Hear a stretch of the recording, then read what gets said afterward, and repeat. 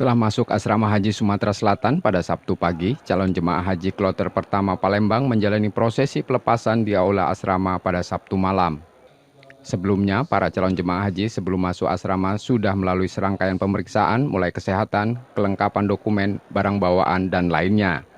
445 calon jemaah haji kloter pertama embarkasi Palembang didampingi 5 petugas haji, dilepas pejabat gubernur dan ketua DPRD Sumatera Selatan yang memberikan pesan untuk selalu menjaga kesehatan selama menjalankan ibadah di Tanah Suci, serta mendoakan untuk Sumatera Selatan dan Indonesia.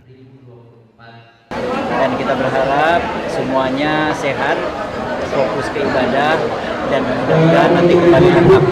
Tadi saya juga berpesan untuk fokus ibadah dan jaga kesehatan, karena waktunya cukup panjang, waktu 40 hari itu cukup panjang, dan banyak waktu untuk bisa melaksanakan ibadah di sana.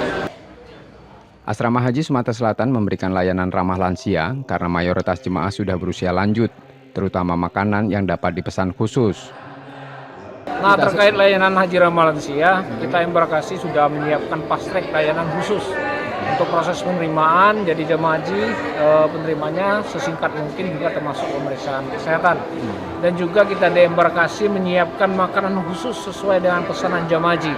Kalau mereka membutuhkan ada makanan nasi bubur atau yang sesuai dengan kondisi kesehatan, maka kita siap, pihak catering siap untuk menyiapkan itu. Makanya kita sudah sosialisasikan juga di teman-teman di kabupaten kota agar disampaikan dengan seluruh jemaah haji yang akan masuk di embarkasi. Tahun ini total calon jemaah haji embarkasi Palembang yang berangkat sebanyak 8.506 orang. Tim Liputan Kompas TV Palembang, Sumatera Selatan.